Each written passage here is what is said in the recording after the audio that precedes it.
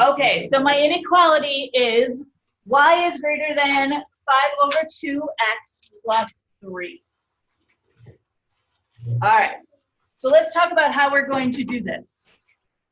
When we have an inequality that has an x and a y in it, rather than having a boundary point like we had on the number line, we're going to have a boundary line. And the boundary line is basically this line. You would graph it as though it's y equals 5 over 2x plus 3. So that's going to be my step 1.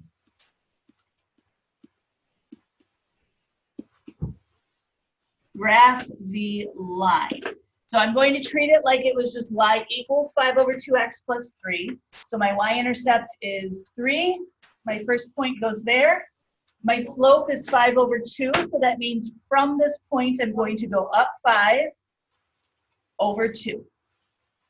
I could also go down 5, 2 to the left.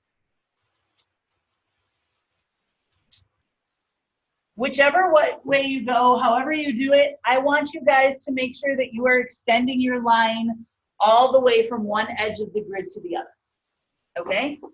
So that's step 1, graph your line. But before I graph it, I need to decide, is my line going to be solid or is it going to be dashed? So your next step, before you actually draw in that line, decide if your line should be solid or dashed. So your line will be solid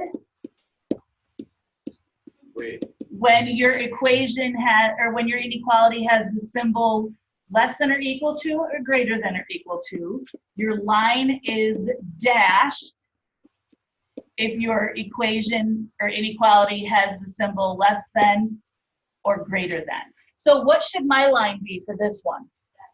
Dashed, okay. So I have the luxury of actually getting to put in a dashed line. What I always tell my students, and what you guys are more than welcome to do, is I always tell them, you can graph it solid, draw your line solid, and then you can go back and erase to make it dashed if it's supposed to be dashed, or you can literally write the word dashed next to it. As long as I know that you know it should be dashed instead of solid, that's fine with me. So if you accidentally draw it in and then you're like, oh shoot, that should have been dashed, you can just write dashed next to the line, or you can go back and erase and make dashes. That's totally fine too. Okay, so graph the line, decide if it should be solid or dashed, and then how do I decide which side of the line to shade? Because when I have an inequality, one side of my line is going to be all the solutions and the other side is all the non-solutions. So I need to figure out which side is which. So here's how you do that. Just like we did with one variable inequalities where we picked a point on the number line and we tested it, we're going to do the exact same thing. So you are going to pick a test point. But this time your test point isn't just a number, it's an ordered pair, an XY pair. Can you pick a point that's on the line? If you pick a point on the line, is it going to tell you which side of the line to shade?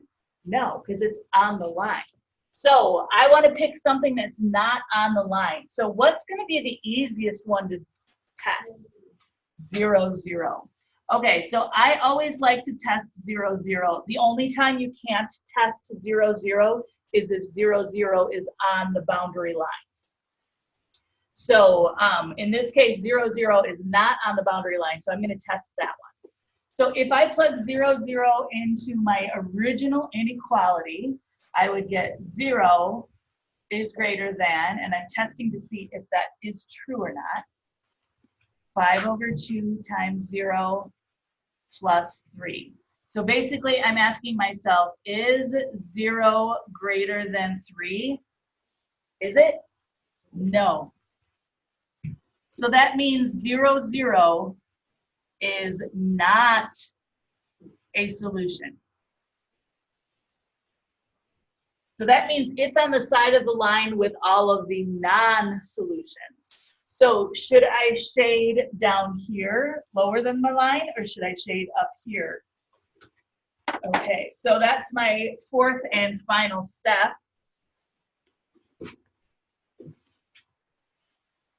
Shade the side of the graph where the solutions are.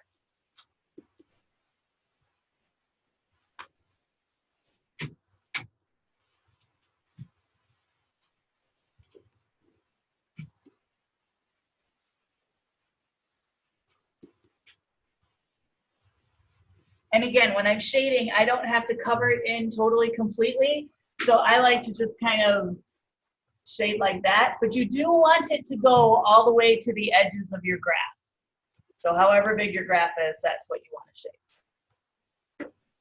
And that is how we represent solutions to an inequality where there's two variables.